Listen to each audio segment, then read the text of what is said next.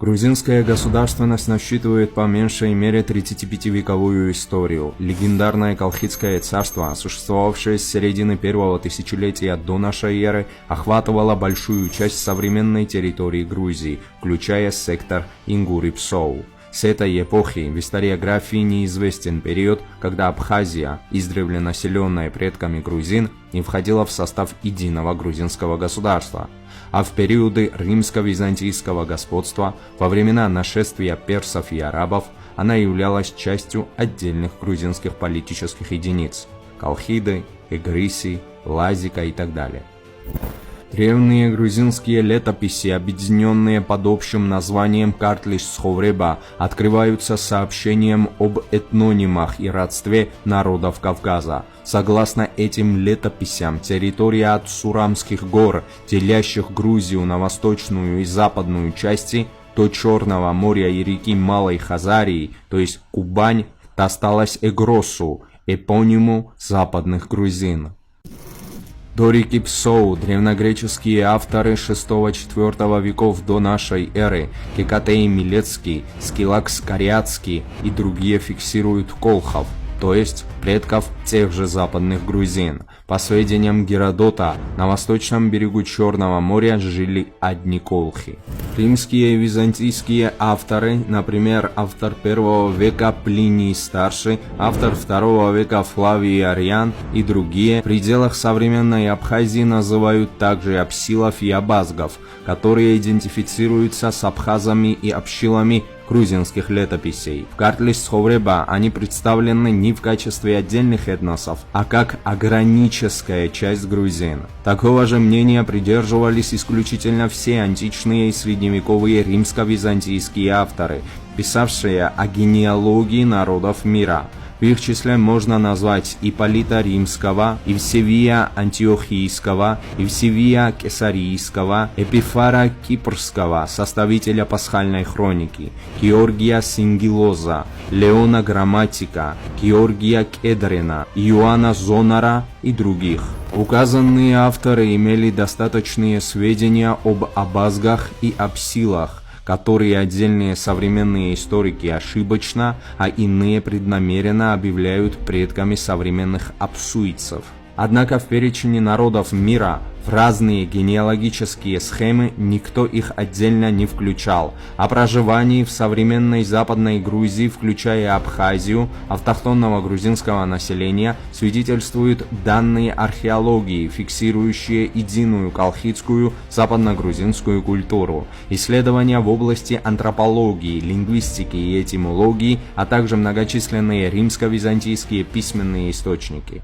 Например, как сказано в географии Страбона, над Диаскурией, то есть Сухуми, господствовало сильное грузинское племя сванов. Ту же Диаскурию и Бичвинту, то есть Пицунду, Страбон считает колхидским городом. Плиний Старший также подтверждает, что Диаскурия является колхидским городом.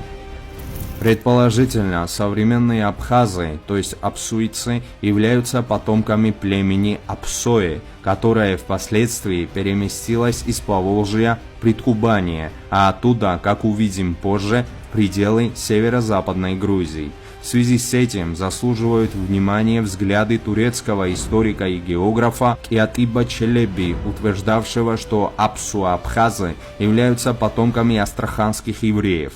Под евреями он подразумевал, конечно же, хазар иудейского вероисповедания. В основном они были распространены именно в Астраханском крае. В своем путешествии вокруг Черного моря Флавий Ариан к северо-западу от Трапезунда до Старой Лазики представляет грузинский мир, раздробленный на мелкие общины колхов, санов, макронов, иниохов, лазов, апсилов, абазгов, санигов и гениохов. В упоминании этнической принадлежности указанных общин помогает географическое руководство Птолемея. В секторе Гагра-Сочи автор локализует сваноколхов, явных предков грузин, а население Колхиды от реки Бзыб до Кабадокии относит также к безусловным предкам грузин лазам и манралам, то есть мигрелам. Сваноколхи Птолемея соответствуют эгросванов армянского историка V века Фавстаса Бузанди. Аноним V века, дословно повторяя сведения Флавия Ариана, делает весьма важное оригинальное замечание. От Диоскуриады или Севастополя до реки Апсара прежде жил народ, называвшийся колхами, переименованный в лазов. Таким образом, по анониму V века все причерноморское население Западной Грузии, в том числе апсилы и абазги, являются колхами. Вопреки утверждению современных фальсификаторов истории Абхазии, аноним V века однозначно указывает и на то, что исторические колхи – это те же лазы, но никак не предки современных апсу-абхазов. Подобно анониму, только с лазами отождествляют колхов известные византийские авторы VI века Прокопий Кесарийский, Исан Лид и другие. Важное значение имеет также еще одно указание анонима V века о переименовании города Старой Лазики на Никопсию. Необходимо отметить, что Никопсия, расположенная к северо-западу от Туапсе, до середины XIV века неоднократно упоминается в Картлис Сховреба в качестве пограничного пункта Грузинского царства. Как увидим позже, Российская империя, преследуя собственные интересы, вплоть до начала XIX века все восточное побережье Черного моря признавала грузинской исторической территорией. Немало и других источников античного периода, доказывающих автохтонность грузин на современной территории Абхазии. Из них назовем латинского автора второй половины IV века Руфи Фест Авиена. К юго-востоку от адыгейского племени зигов он фиксирует только энергичных колхов и суровых иберов.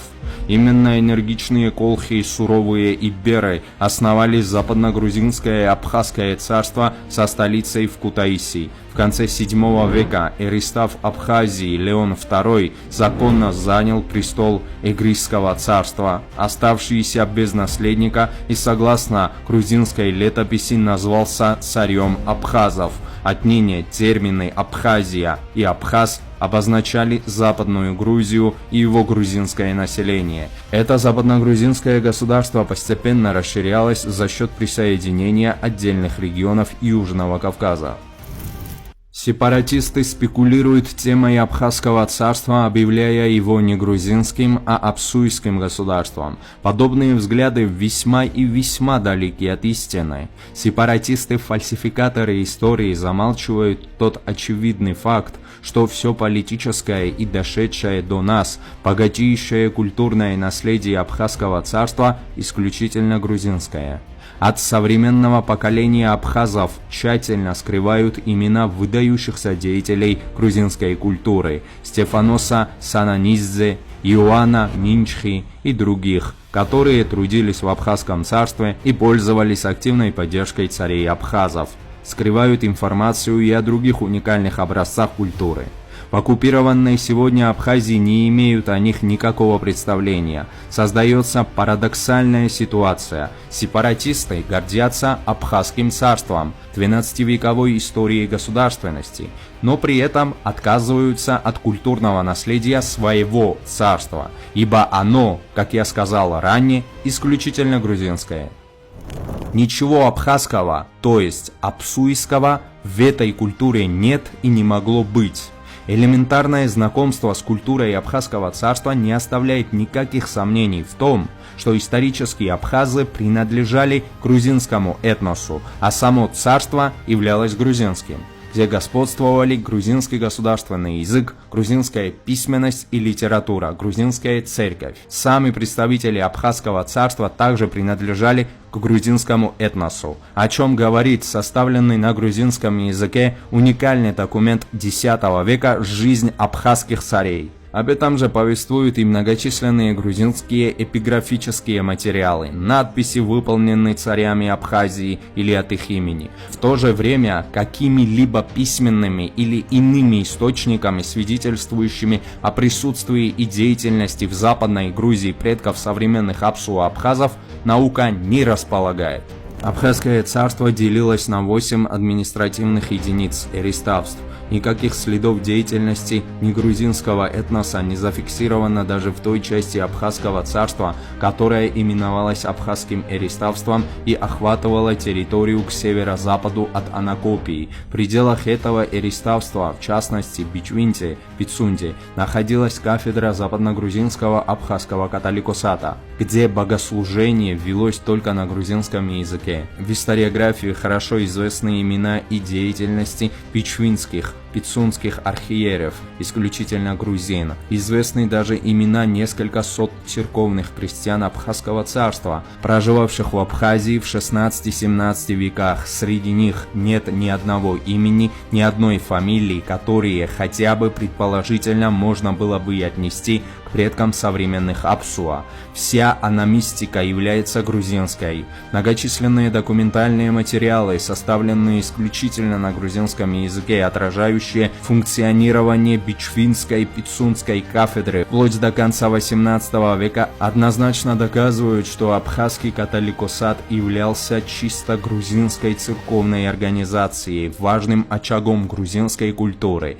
Современные фальсификаторы истории Абхазии, требующие восстановления никогда не существующей Апсуйской церкви, грубейшим образом искажают историю путем замалчивания этих материалов. Абхазское царство вполне закономерно являлось тем прочным фундаментом, тем основным ядром, которое к концу X века вновь объединило грузинское государство. В его основе Абхазия по-прежнему являлась административной единицей, расположенной к северо-западу от современного Нового Афона. Во главе грузинского царства стояла династия Багратионов, родоначальником которой являлся царь Баграт. Под его руководством и произошло объединение Грузии, то есть царь Абхазов становится первым царем объединенной Грузии. Следовательно, титулатура Баграта и других царей Грузии начиналась так: царь Абхазов. Затем назывались другие земли и их жители в той последовательности, в какой они вступили под юрисдикцию объединенного грузинского государства. То есть в титулатуре отразилась последовательность процесса объединения грузинских земель. К концу правления Баграта она приняла такую форму: царь Абхазов и Картвелов, Тау и Рана, Кахов и Великий Куропалат всего Востока. Название Западной Грузии – Абхазия, откуда началось восстановление объединенного грузинского государства, неизменно стояло на первом месте.